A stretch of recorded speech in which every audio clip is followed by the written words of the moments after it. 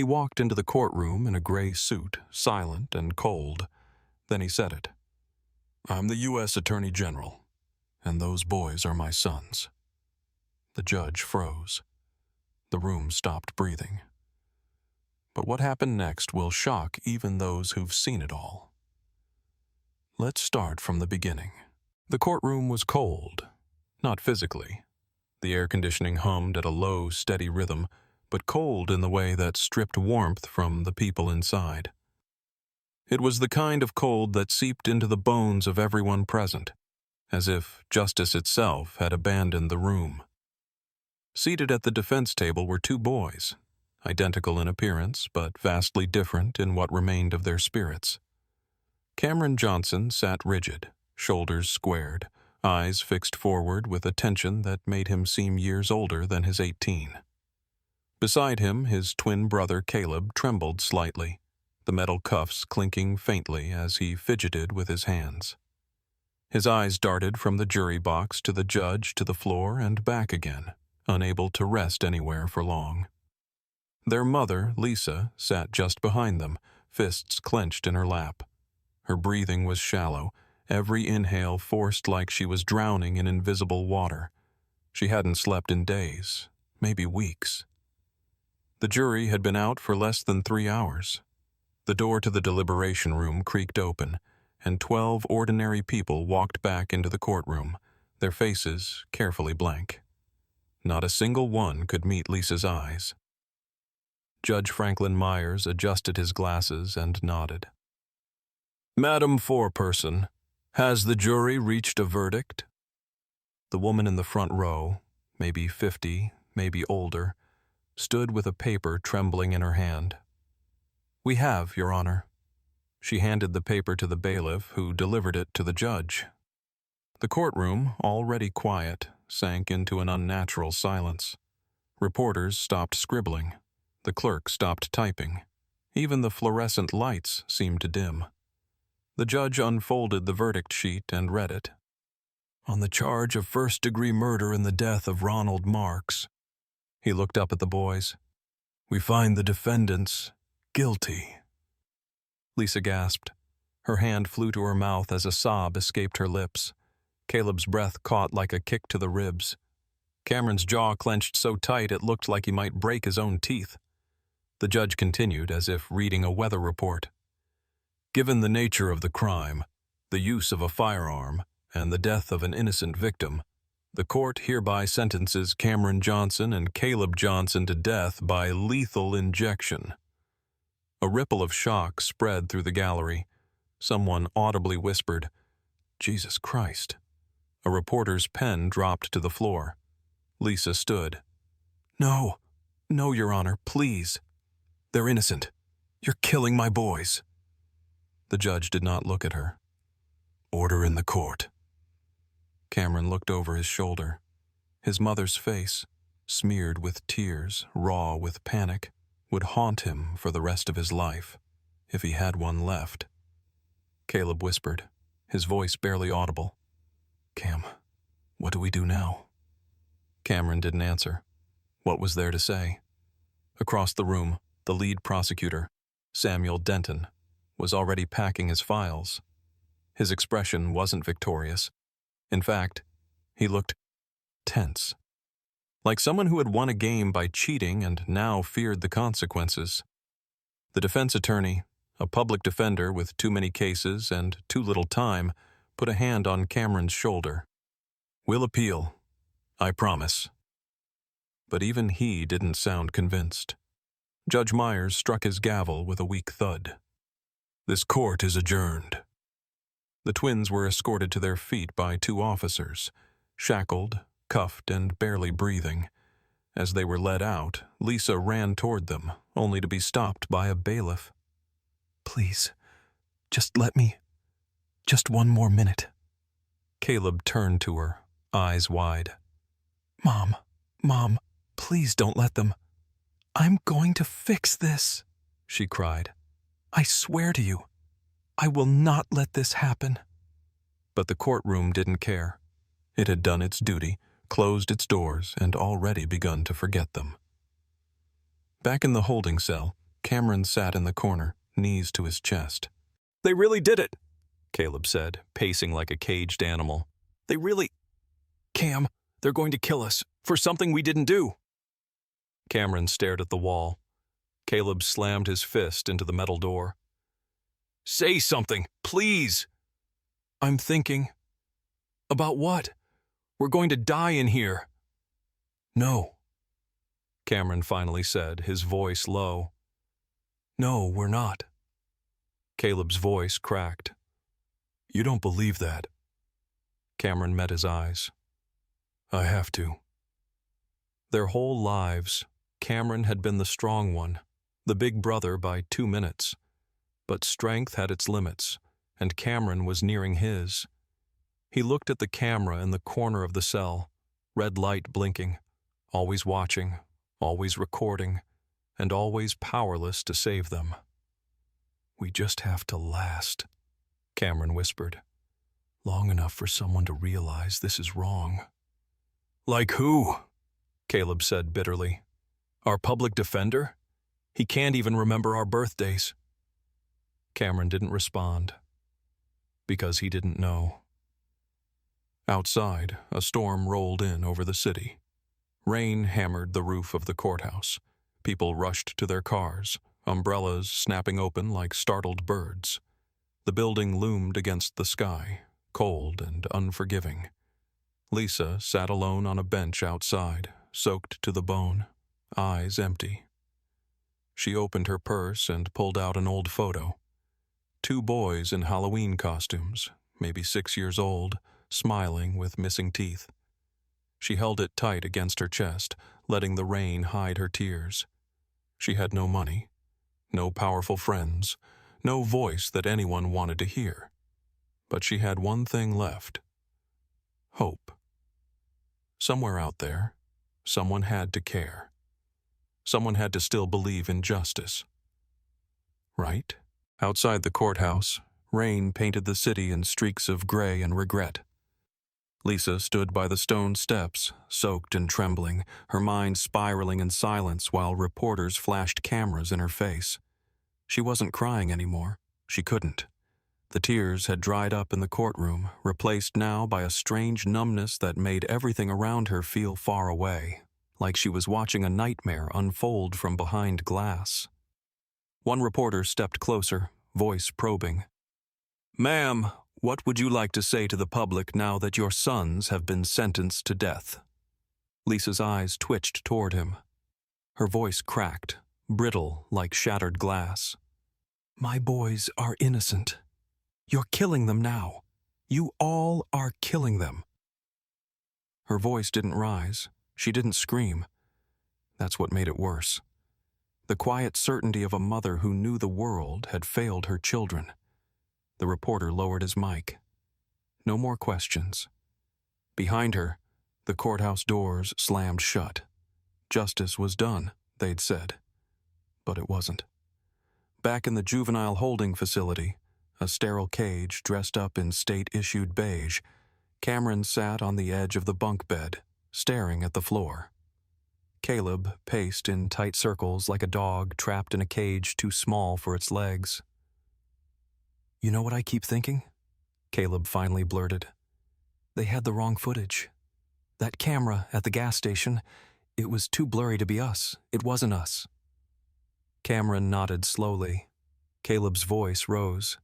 "And that gun, we've never even touched a gun. How did it end up in our locker?" "Someone put it there," Cameron muttered.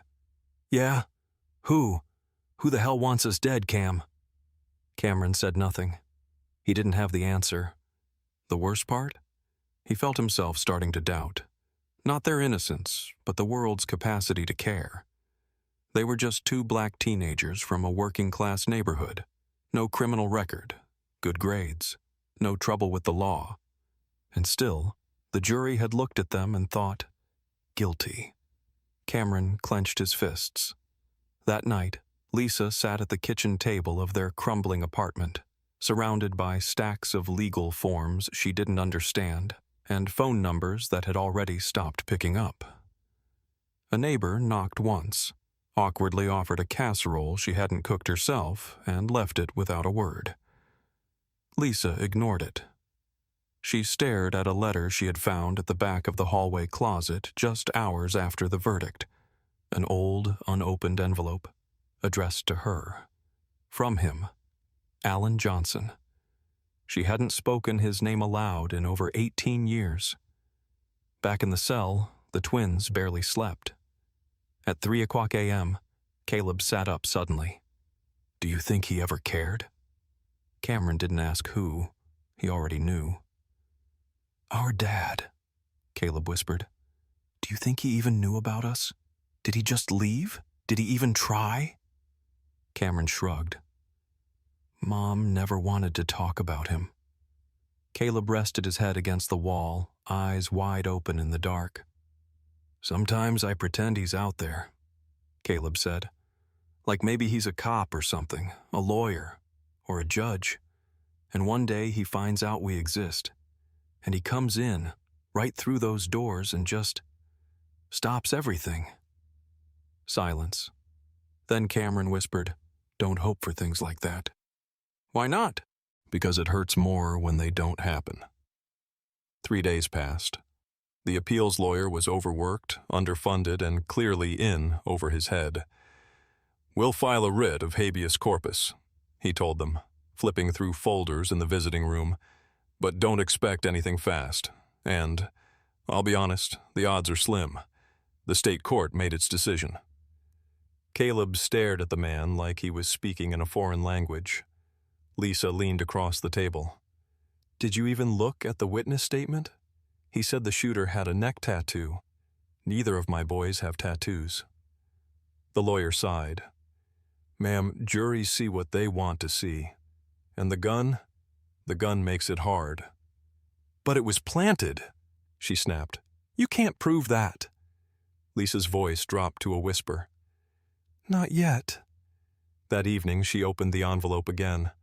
Alan's handwriting was still neat, precise, cold.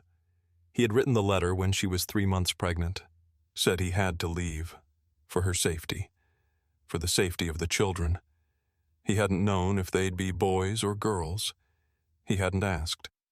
She had burned with resentment every time she read it. But now, something was different. She looked at the signature. Alan M. Johnson. Then something clicked. She walked to the closet, pulled out a dusty photo album, and flipped through the pages. There, a newspaper clipping, yellowed and bent at the corners. Alan M. Johnson, appointed Deputy Federal Prosecutor. The photo showed a younger Alan in front of the U.S. Capitol. Same jawline, same stern brow. A knot formed in her throat. She grabbed her phone and Googled, and then she saw it. United States Attorney General, Alan Mark Johnson. She almost dropped the phone. That night, Lisa sat in the dark, staring at the photo on the screen. Her hands trembled. Not from fear, from something sharper. Rage. If he had known. If he had chosen to stay silent. If he had sat behind his federal desk while his sons were framed and sentenced to die. She stood, heart pounding, grabbed her keys, and left the apartment. There was one thing she had never done. She had never asked him for help. But now she was going to knock on the doors of the most powerful man in the country and tell him, Your sons are about to die. The days that followed blurred into a cycle of concrete, metal, and despair. Every morning began the same way. A flickering fluorescent light snapped on in their cell. A guard barked orders. A breakfast tray slid through a slot in the door, untouched. Caleb had stopped eating. Cameron forced himself to chew, not because he was hungry, but because staying strong for his brother meant pretending they still had a future. But the weight was growing unbearable. They were scheduled for transfer to death row in 7 days. The legal team had filed an appeal, but Cameron saw it in their eyes. The same look the guard wore when locking their cuffs, the same expression the public defender had the day of the verdict. Resignation. No one believed in them anymore. and every day that passed chipped away at what little hope remained. On the 5th day, an officer came to escort them for biometric processing, standard before transfer to death row. "Stand up. Hands behind your back. Don't try anything stupid." Cameron and Caleb complied in silence. Their wrists were cuffed, ankles shackled. The sound of chain links echoed down the hallway as they were marched out of their cell. As they passed through the intake corridor, other inmates watched from behind glass, some with pity, others with blank detachment. Everyone knew what the chain march meant. Caleb tried to speak but couldn't find the words. He just walked, one step at a time, feet dragging slightly as though his legs no longer believed in going forward. A correctional officer walked beside them, mid-30s, buzz cut, mean eyes. He leaned in toward Caleb and muttered, "Your dad must be real proud. Oh, wait, he ain't around, is he?" Caleb's head snapped up. "What did you say?" The guard smirked.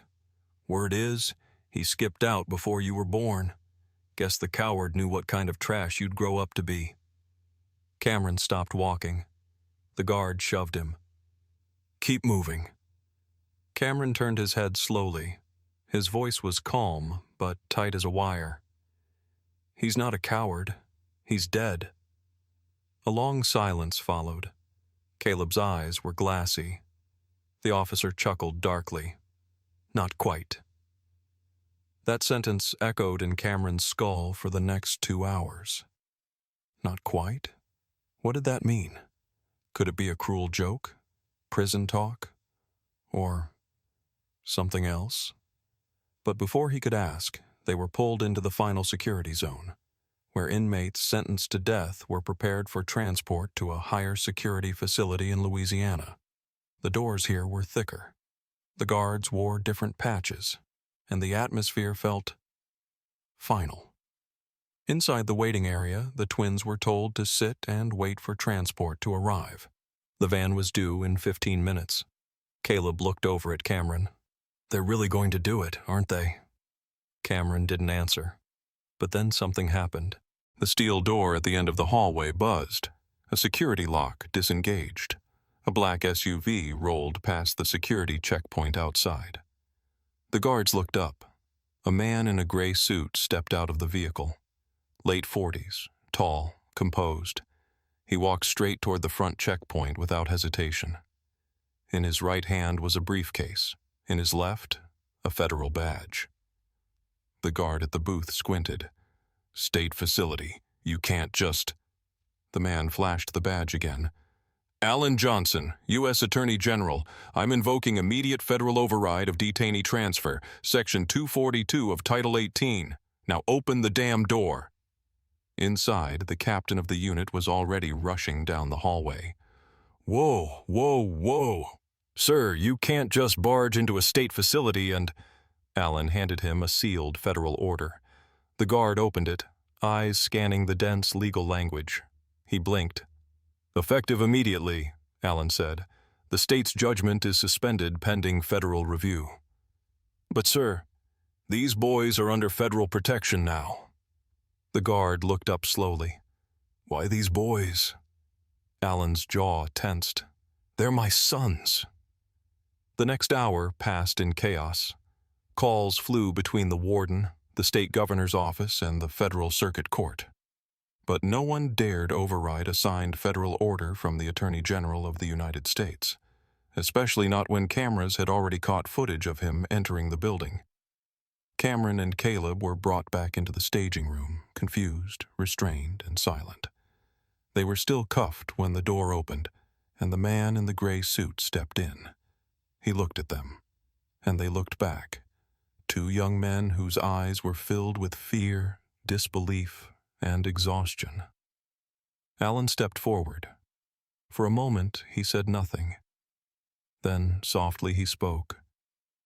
"I'm sorry I wasn't there." Caleb frowned. Who are you?" "My name is Alan Johnson. I'm the U.S. Attorney General." He took a shaky breath. "And I'm your father." Caleb's world cracked in half. He stood up, stumbling backward, the chains on his ankles clanking. "No, no. Our father is dead. Our mom said, she said you left." Alan's voice dropped, thick with regret. "I didn't know. Not until last week. She never told me. I found out after she died. I got a letter. I had no idea you existed. Not until now." Cameron stared at him, face unreadable. Caleb shook his head. "So you're telling us this now? After we've been convicted? After they put the cuffs on our wrists and told us we're going to die?" Alan took a step closer. "And I won't let that happen.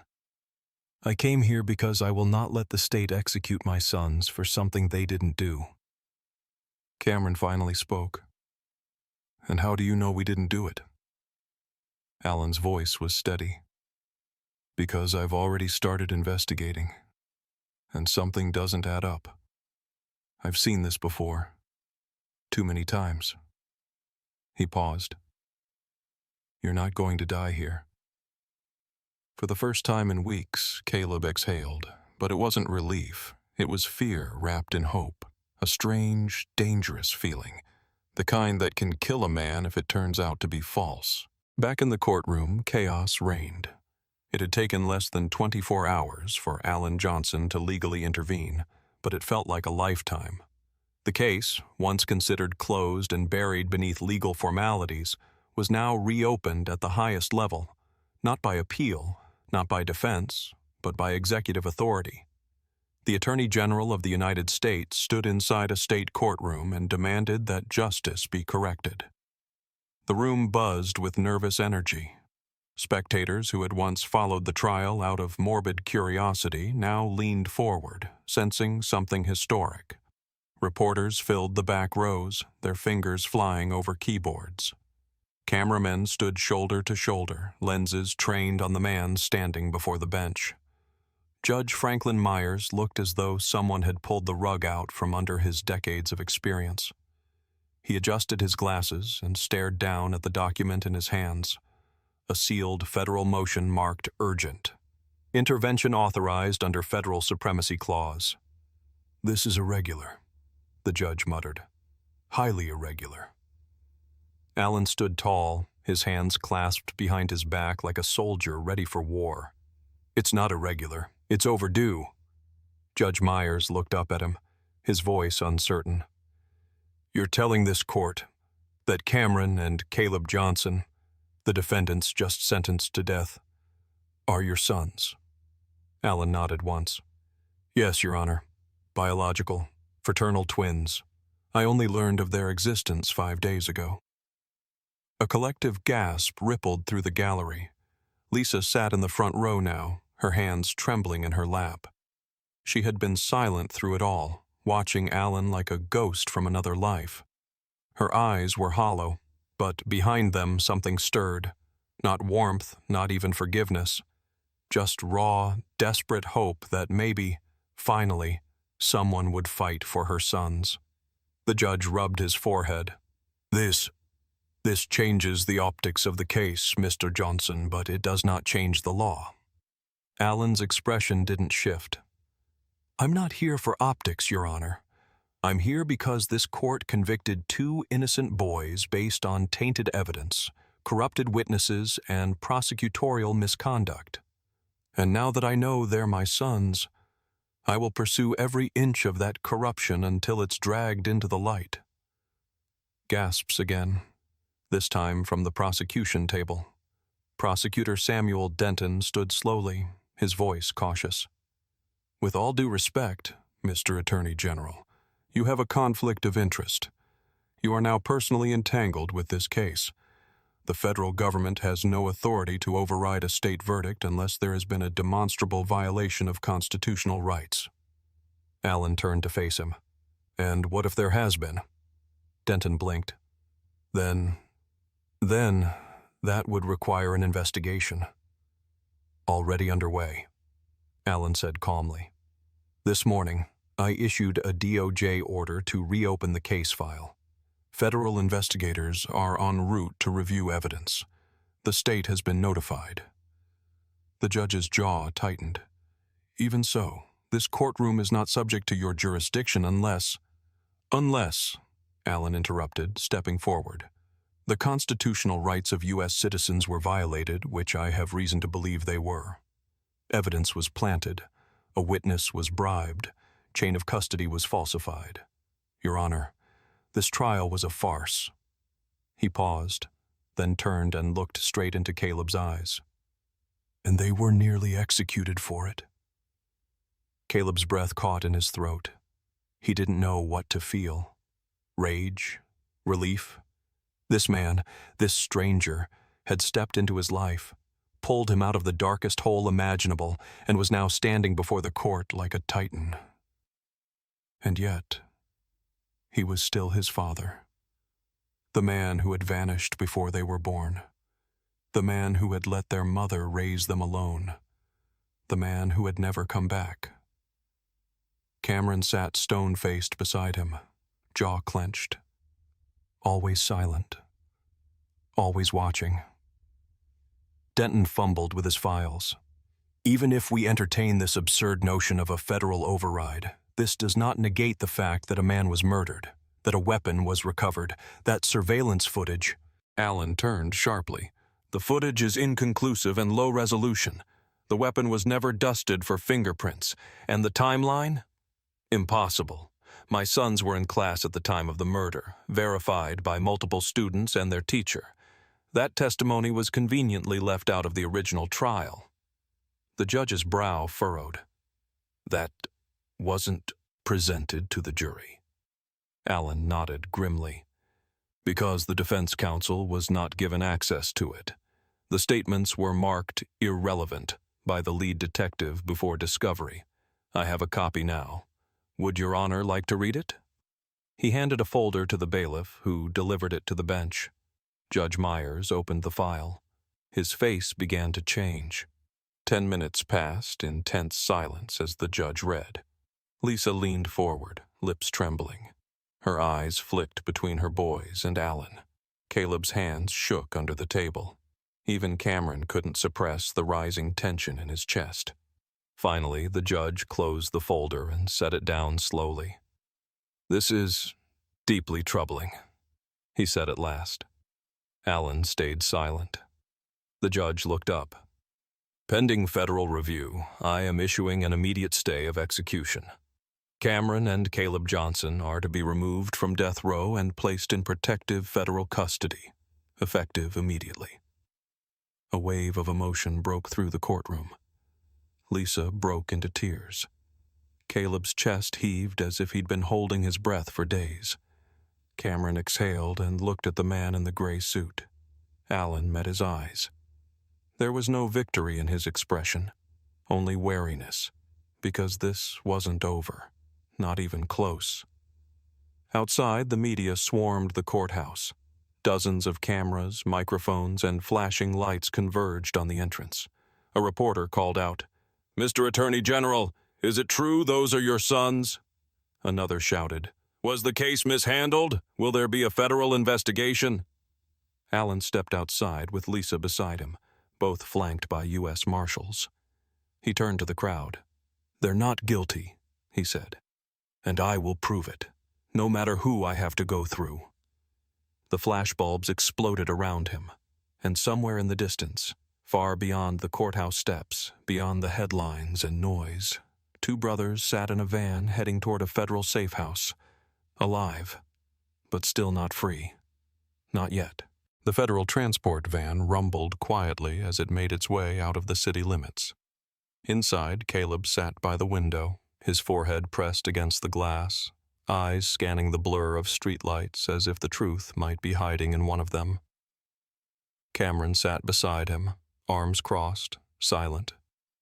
Two federal agents were seated across from them, faceless shadows in bulletproof vests, watching, but not interfering. For the first time in weeks, the twins were out of the prison facility. No shackles, no jumpsuits. They wore civilian clothes, slightly oversized and hastily provided by federal intake. It felt alien. "You believe him?" Caleb asked softly, never turning from the window. Cameron didn't answer. Caleb glanced sideways. About being our dad? Cameron finally spoke, voice low. DNA doesn't lie, but people do. The silence, after that, lasted the rest of the ride. In Washington, D.C., Alan Johnson sat alone in a nondescript conference room deep inside the Justice Department's central building. The windows were tinted, the walls soundproof. The folder in front of him lay unopened, the one he had carried with him since his first confrontation with the court. It wasn't part of the case file. It wasn't evidence. It was personal. A letter. Written in handwriting he hadn't seen in over 18 years. He'd received it the day after her funeral. Lisa's belongings had arrived in a sealed box, old photo albums, some jewelry, and a single letter addressed to him in her hand. He hadn't opened it at first. Grief was a funny thing. For years he had buried their past, convinced it was the right decision, for her safety, for his own sanity. But this letter had been written just days before she died. When he finally broke the seal, everything shifted. The letter was raw, honest, unforgiving. She had told him everything. About the boys, about how she had never told them his name, about her fear that, if he ever did come back, he'd take them from her, not out of love, but power.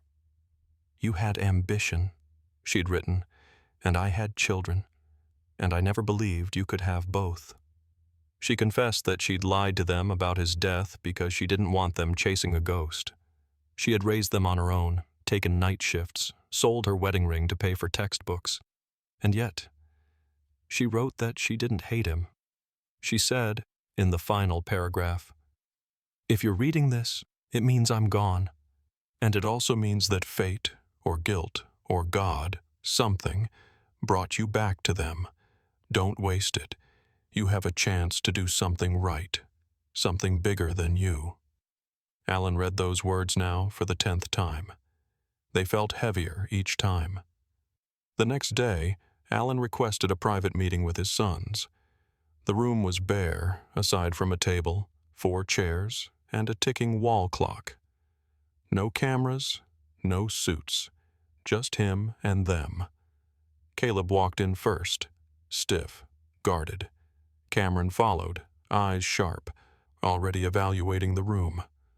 They sat across from Alan, leaving a full chair's width between them and him. Alan slid the letter across the table. Caleb hesitated, then picked it up. His eyes scanned the page. His hands trembled. He read the last paragraph aloud, quietly, voice cracking. You have a chance to do something right. Something bigger than you. He looked up at Alan, blinking fast. Is that what this is? Redemption? The federal transport van rumbled quietly as it made its way out of the city limits. Inside, Caleb sat by the window, his forehead pressed against the glass, eyes scanning the blur of streetlights as if the truth might be hiding in one of them. Cameron sat beside him, arms crossed, silent. 2 federal agents were seated across from them, faceless shadows in bulletproof vests, watching, but not interfering.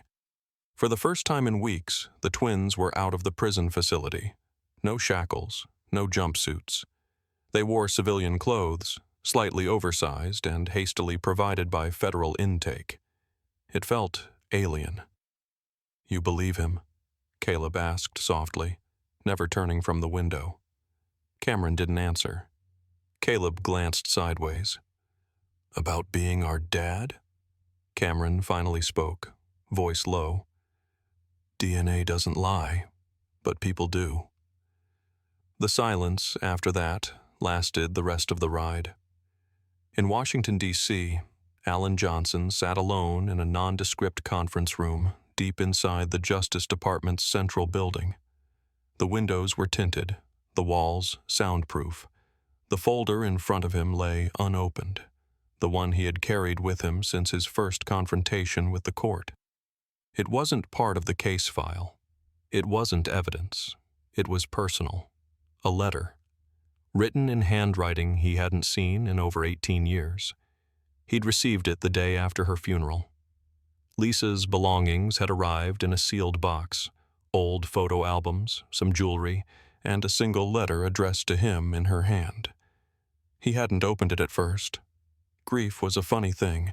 For years he had buried their past, convinced it was the right decision, for her safety, for his own sanity. But this letter had been written just days before she died. When he finally broke the seal, everything shifted. The letter was raw, honest, unforgiving. She had told him everything.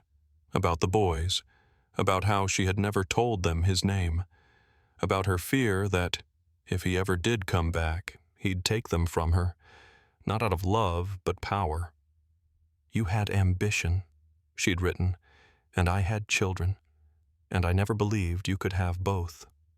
She confessed that she'd lied to them about his death because she didn't want them chasing a ghost. She had raised them on her own, taken night shifts, sold her wedding ring to pay for textbooks. And yet, she wrote that she didn't hate him. She said, in the final paragraph, "If you're reading this, it means I'm gone. And it also means that fate, or guilt, or God, something, brought you back to them. Don't waste it. You have a chance to do something right, something bigger than you." Alan read those words now for the 10th time. They felt heavier each time. The next day, Alan requested a private meeting with his sons. The room was bare, aside from a table, 4 chairs, and a ticking wall clock. No cameras, no suits, just him and them. Caleb walked in first, stiff, guarded. Cameron followed, eyes sharp, already evaluating the room. They sat across from Alan, leaving a full chair's width between them and him. Alan slid the letter across the table. Caleb hesitated, then picked it up. His eyes scanned the page. His hands trembled. He read the last paragraph aloud, quietly, voice cracking. "You have a chance to do something right. Something bigger than you." He looked up at Alan, blinking fast. "Is that what this is? Redemption?" The halls of the Justice Department echoed with hurried footsteps, whispered strategy, and doors closing with more force than usual. Alan Johnson wasn't just overseeing a federal review anymore. He was declaring open war on the system that had almost murdered his sons under the guise of law. In front of him lay the beginnings of a puzzle. And he had just found the first corner piece, the gun used in the murder of Ronald Marks, a .38 revolver, discovered in Cameron and Caleb's school locker, was registered to a deceased police officer from Baton Rouge. Officer Paul Santiago, killed in the line of duty 6 years ago. His service weapon had been marked "Lost in Transfer." Alan tapped the table, jaw tight. "Lost my ass." The serial number on the revolver matched the archived record from the Louisiana Evidence Disposal Database. A weapon that should have been incinerated somehow made its way into the evidence of a murder trial involving 2 teenagers, hundreds of miles away. Planted, without question. The signature authorizing its placement in evidence? Detective Gerald Voss. Again. At 2:30 p.m., Alan met with his Internal Investigations Unit. 2 men and 1 woman, federal bloodhounds, had already pulled Voss's previous case files. "He's got a pattern," said Agent Vera Hines, flipping through a redacted case report. 5 juvenile murder cases over the last 4 years, 4 black defendants, 3 Latino, all under 20. All resulted in convictions based on circumstantial evidence. "Anyone appeal?" Alan asked. She nodded. 2, both overturned. 1 due to faulty witness ID, the other for chain of custody errors. But in each case, Voss wasn't directly penalized. No internal discipline, no suspension. Alan's eyes narrowed. "Who was the prosecutor?" Vera hesitated. "Samuel Denton," she said. Alan stood. "Get him in my office, now." Samuel Denton arrived an hour later, already sweating under his collar. His eyes flicked around Alan's office like a man trying to find the exits, both literal and political. Alan didn't bother with pleasantries. He laid the opened file on the table between them. "Explain this." Denton stared at the papers, Voss's reports, the transfer logs, the altered dates, the chain of custody that looked like it had been written by a third grader faking a parent's signature. Denton swallowed. I wasn't aware. Don't insult me." Alan's voice was ice. Denton sighed and collapsed into the chair. "I was told the case would be airtight," he muttered. "Voss handed me everything. Prints, the murder weapon, a witness. All I had to do was follow the script." Alan's fingers curled into fists. "Who gave you the script?" Silence. Alan stepped closer. "Denton, I'm not your friend. I'm not your boss. I'm the man whose sons you nearly sentenced to die. And unless you want to be wearing an orange jumpsuit by the end of this week, you'll give me a name." Denton blinked rapidly. His voice dropped to a whisper. "Sheriff Martin Lowe." Alan frowned. "The state sheriff?" "He runs the task clearance division," Denton said. "Unsolved homicides, cold cases. When high-priority murders pile up, Lowe finds a face to pin them on. Usually poor kids, no fathers, easy to frame. He calls it cleaning the books." Alan felt his stomach turn. "And you played along?" Denton didn't answer. Alan walked out of the room without another word, storming past aides and clerks. He didn't stop until he reached the DOJ's internal case archive. "Pull everything on Sheriff Martin Lowe's task clearance division," he told the analyst on duty. "And I want subpoena authority filed by end of day." The analyst nodded, eyes wide. Alan's tone left no room for questions. Back in the federal safe house, Caleb flipped through a sketch pad someone had given him. Just blank paper, but it helped. He drew cartoons sometimes, silly stuff. Stuff from childhood. A treehouse they never had. A car with wings. A courtroom exploding like a comic book panel. Cameron sat across from him, reading transcripts. "There's a line here," Cameron said suddenly. "The witness, Rick Salgado, he says he saw the shooter's tattoo clearly, even in the dark. But in the surveillance footage, the lighting is so poor you can't even see the shooter's face." Caleb looked up. "So? So it means he was lying." Caleb frowned. "You think they paid him off?" Cameron nodded slowly, or scared him into saying what they needed. The next morning, Alan got what he needed. Rick Salgado was arrested on an unrelated charge in a nearby county. When offered immunity for testimony, he broke. "They told me if I didn't say it was those kids, I'd be next," he said in a sworn statement. "I didn't even see anything. I just heard the gunshot from across the street." "Who told you to lie?" the investigator asked. Salgado didn't hesitate. "Detective Voss. Said he'd make sure my parole vanished if I didn't help wrap it up. Said the twins fit the profile." It all came together like broken glass being swept into a single pile. Fabricated statements, misplaced evidence, witness tampering, a sheriff orchestrating cleanup convictions to clear his backlog, and climbing the political ladder with every headline. Alan stood before the press that evening, jaw clenched. "I can now confirm that a federal probe has been launched into systemic prosecutorial corruption involving multiple law enforcement agencies. This includes falsification of evidence and unlawful targeting of juvenile defendants." The reporters shouted questions. "Is this connected to your son's case?" Alan didn't blink. "It's bigger than that," he said. "But yes, it began with them." That night, Lisa called him. She hadn't spoken to him directly since the court hearing. Her voice was quiet, guarded. "I saw the news." Alan didn't speak. "I want to believe you're doing this for them, not for yourself." Alan swallowed. "I wasn't there, Lisa. And I can't change that, but I can do this. Silence. Then, just before she hung up, she whispered, "Don't stop." In the safe house, Caleb stared at the TV screen. News headlines rolled beneath a photo of Sheriff Lowe. He looked at Cameron. "They're scared." Cameron nodded slowly. "For the first time," he said, "they should be." The room was still when the footage played. A projector hummed quietly in a secure federal courtroom where Alan Johnson had gathered an emergency judicial oversight panel.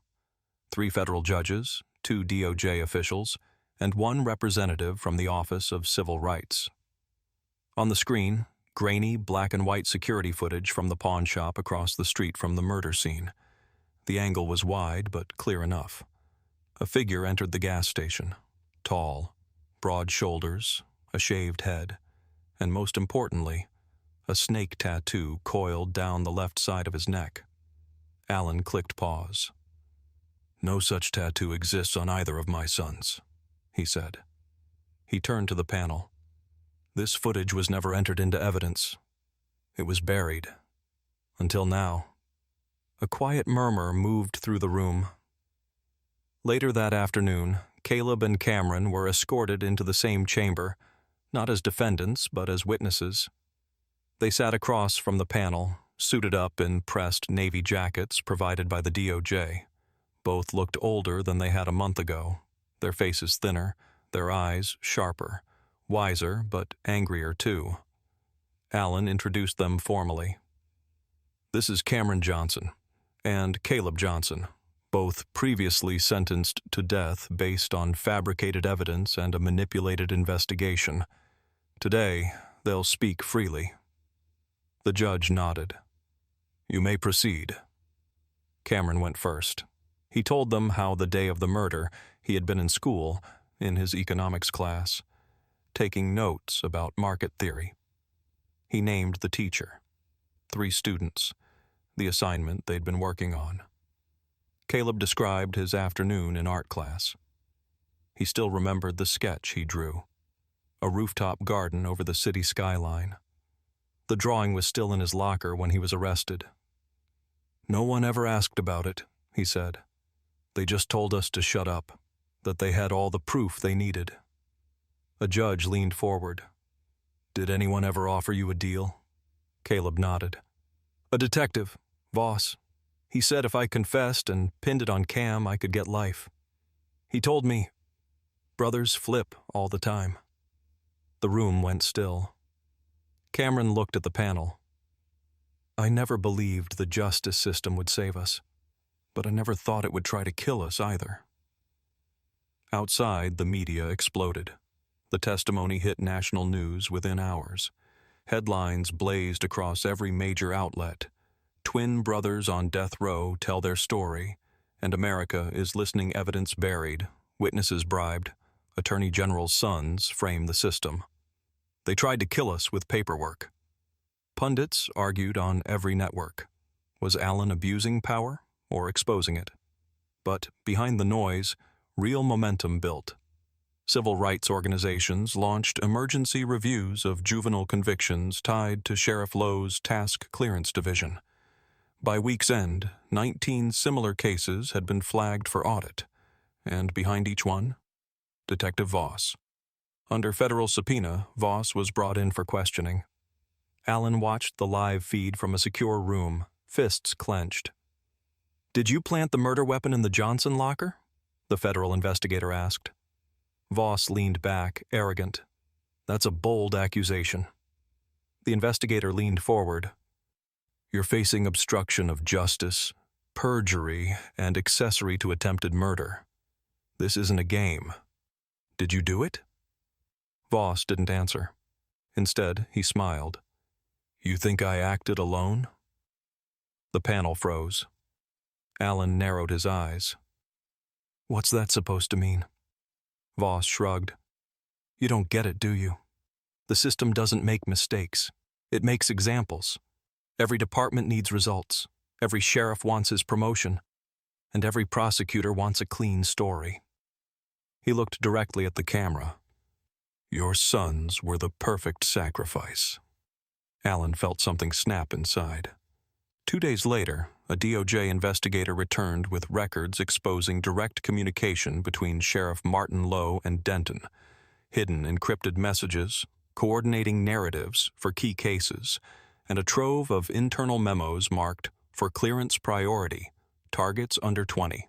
"This," he said, "is not law enforcement.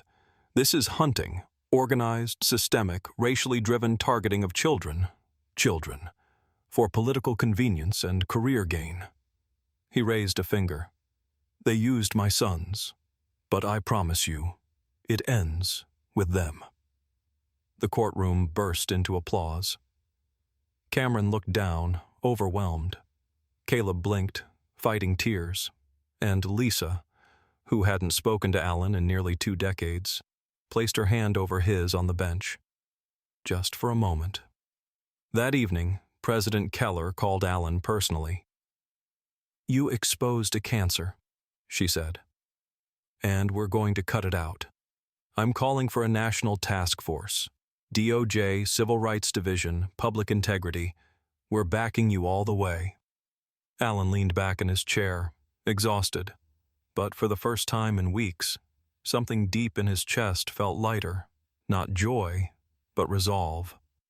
The next morning, arrest warrants were issued for Detective Gerald Voss, obstruction of justice, falsification of evidence, conspiracy to commit perjury.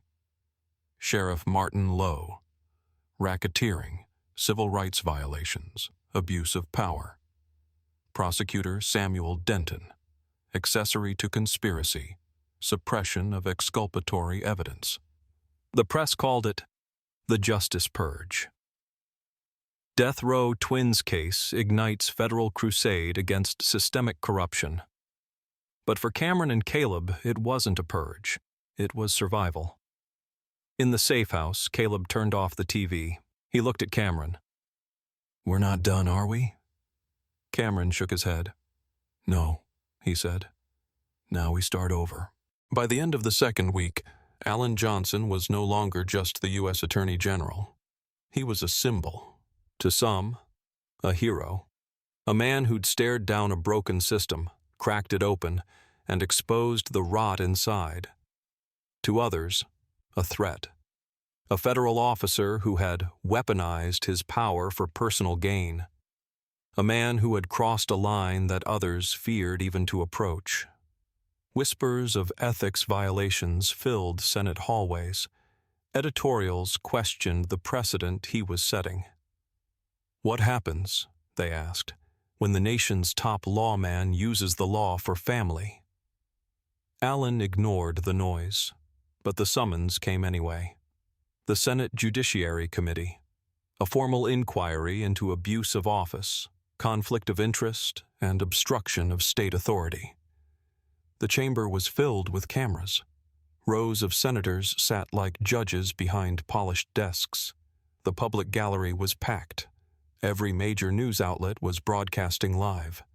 The words, "Attorney General under fire," looped across the screen. Alan took his seat at the center table.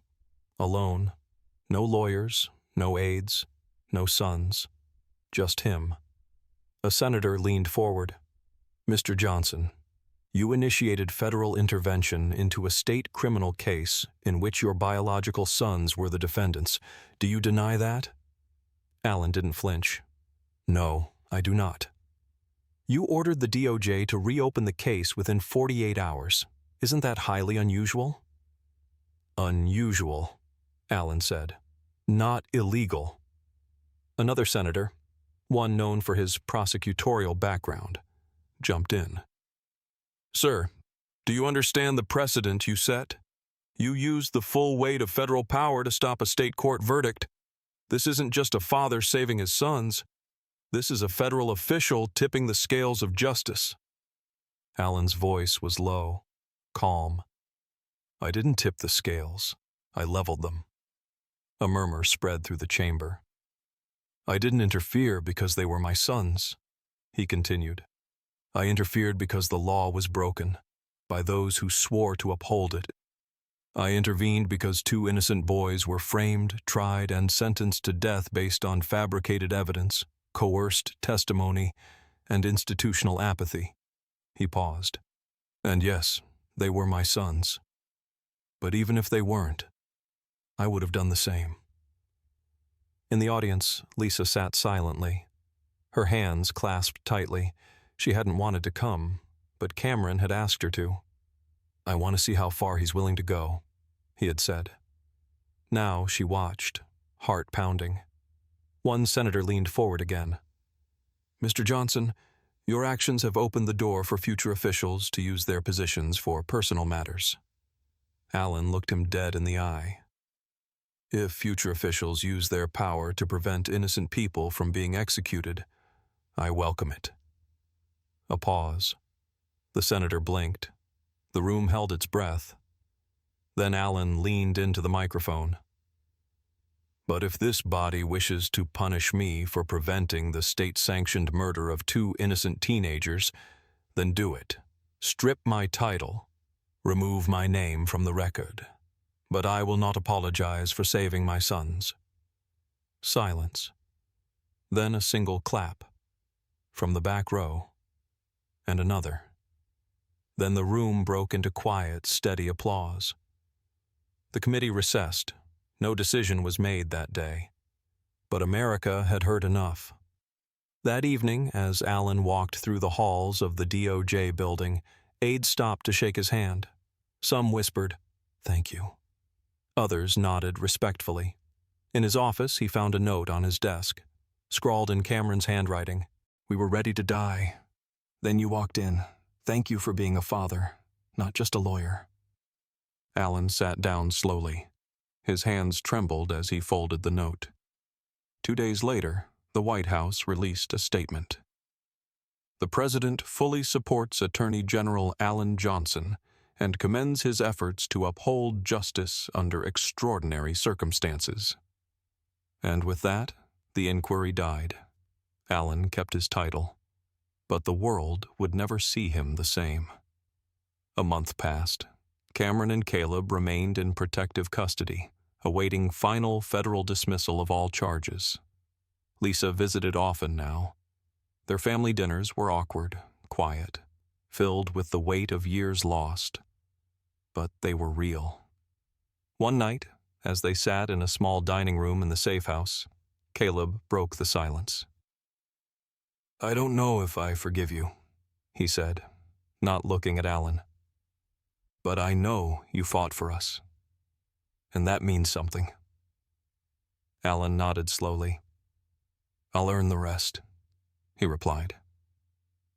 That same night, Allen made a decision, not as the Attorney General, but as a man. He called a press conference. Standing at a podium outside the DOJ building, floodlights behind him, microphones in front of him, Allen addressed the nation one final time. "I was raised to believe that justice is blind," he said. "But it's not. Justice sees skin color, poverty, family history. It sees who has a voice and who doesn't." He looked into the camera. "My sons didn't have a voice until I gave them mine." He paused.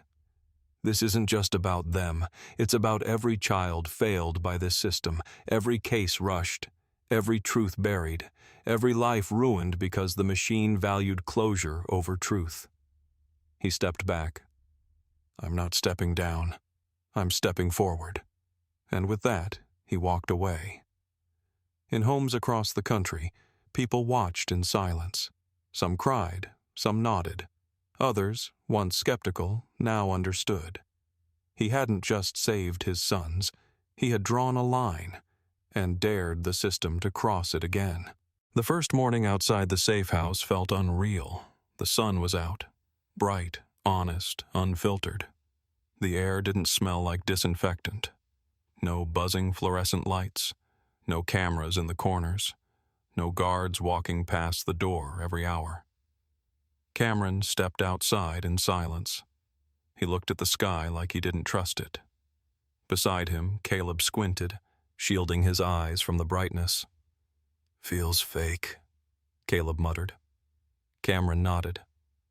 It does. They weren't free yet, not officially. The Federal Review Board had recommended the full dismissal of all charges, but the judge still had to finalize the ruling. That would take a few more days. In the meantime, they were out. Under federal observation, yes.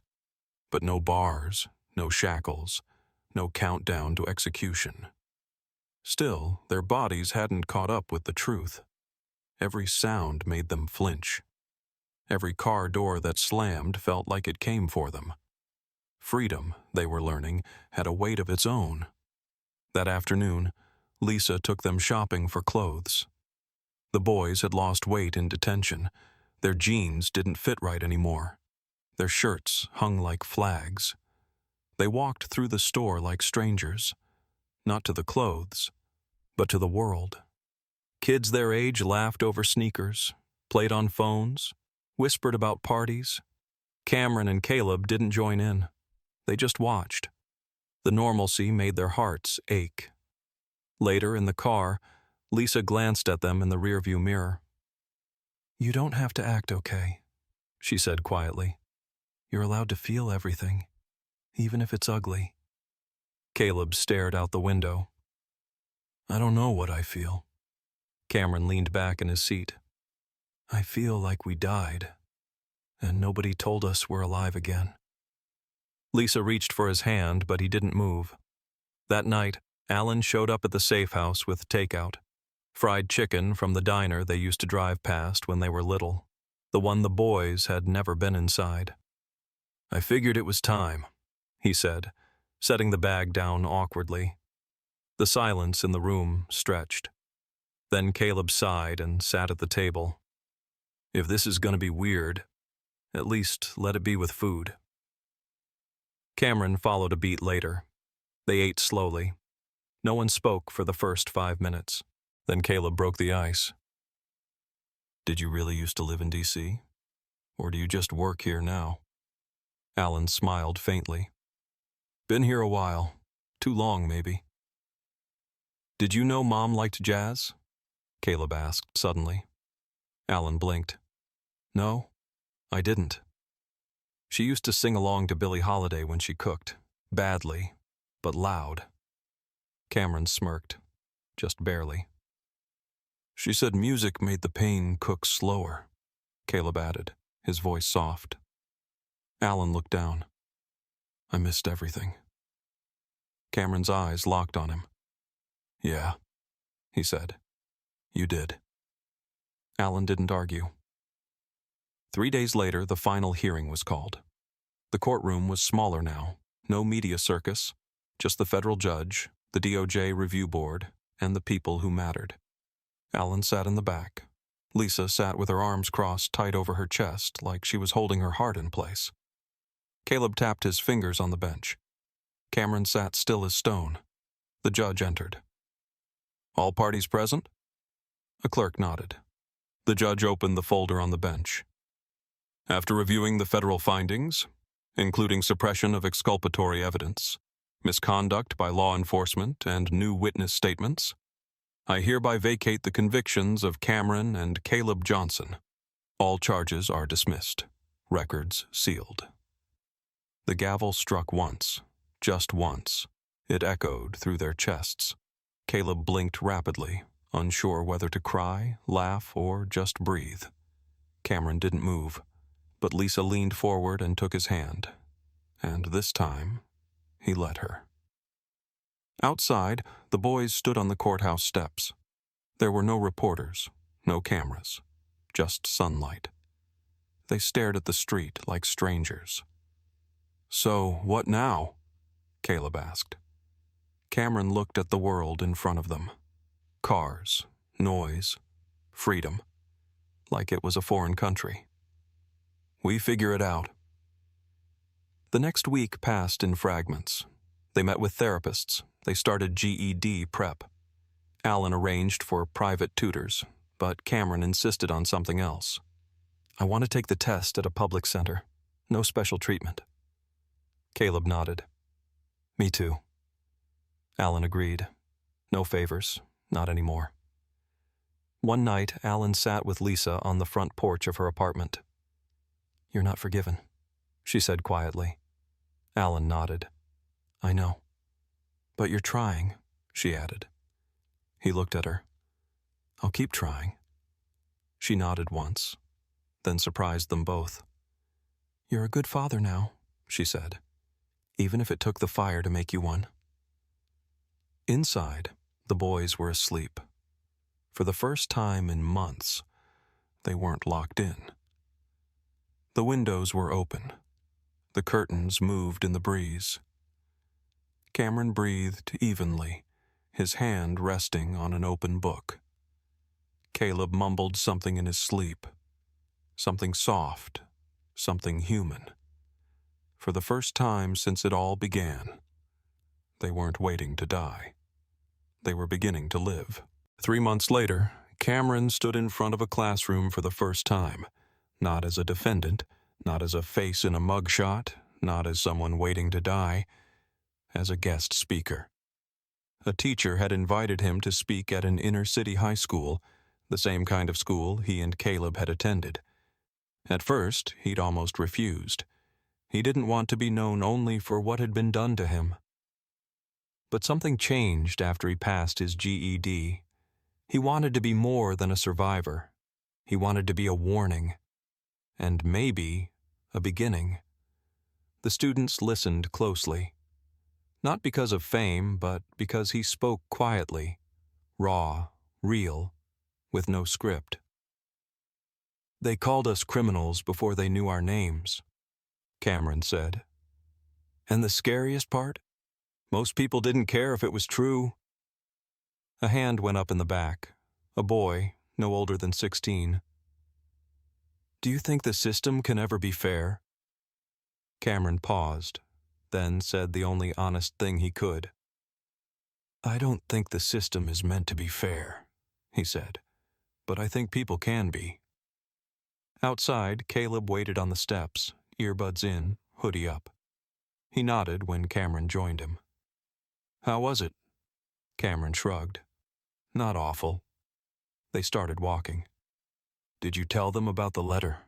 Caleb asked. Cameron shook his head. "Not this time." Caleb pulled something from his pocket, a folded piece of paper, worn at the edges, Lisa's letter to Alan. "I've been reading it," he said. Cameron didn't ask why. "She wasn't perfect," Caleb added. "She made mistakes, big ones, but she fought for us, even when no one else did." Cameron nodded. So did he. They walked in silence for a while. Then Caleb looked over. "You think we'll ever stop being those kids who were on death row?" Cameron considered that. "No." Caleb exhaled. "Didn't think so. But," Cameron added, "maybe we get to decide what else we become." Across town, Alan sat at his desk. It had been quiet lately, intentionally so. He'd stepped away from the national spotlight, still held his title, still had power. But now he used it differently. No more photo ops, no more camera crews. He met with people, with families, with victims of the same machine he had once served without question. One meeting stayed with him. An older black man whose son had been imprisoned for a robbery he didn't commit. The son had died in prison before the truth came out. "Your boys were lucky," the man had said. Alan didn't correct him. They weren't lucky. They were saved. By love. By truth.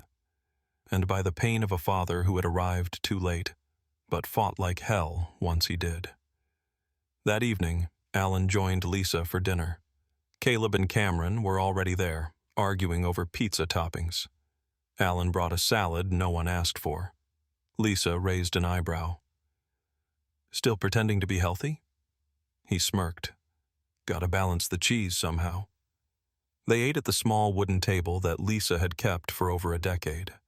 It had scratches from old homework nights, coffee stains, a chip on the edge where Caleb had once dropped a plate. It was theirs. Cameron looked at Alan during dessert.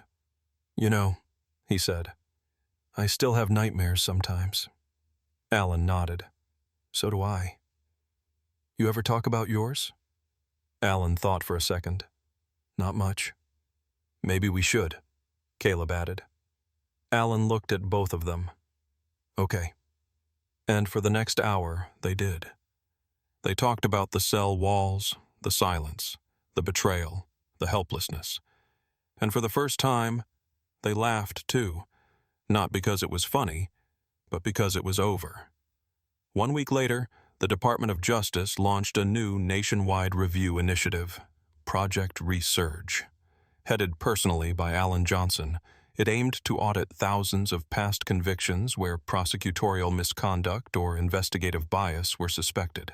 At the press conference, Alan spoke plainly. This isn't about guilt or innocence, he said.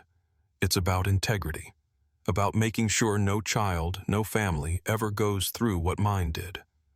A journalist asked, Do your sons support this? Alan smiled. They were the first to sign up. That weekend, Cameron and Caleb returned to their old neighborhood. It was quieter now, gentrified in some places, boarded up in others. They walked past their childhood apartment. The windows had been replaced. The front gate didn't squeak anymore. A little boy played on the sidewalk. Caleb waved. The boy stared, then grinned. Cameron turned to his brother. We made it. Caleb didn't smile. He just said, Now we make it matter. On the walk home, Caleb pulled out his sketch pad. Cameron glanced at it. What are you drawing? Caleb held up the image. 2 trees growing out of cracked concrete, twisted roots, broken sidewalks. But above it all, green leaves stretching toward the sun. Cameron stared at it. Is that us? Caleb shrugged. Maybe. Then he closed the sketch pad, tucked it under his arm, and kept walking. Because the past had tried to bury them, but somehow they bloomed.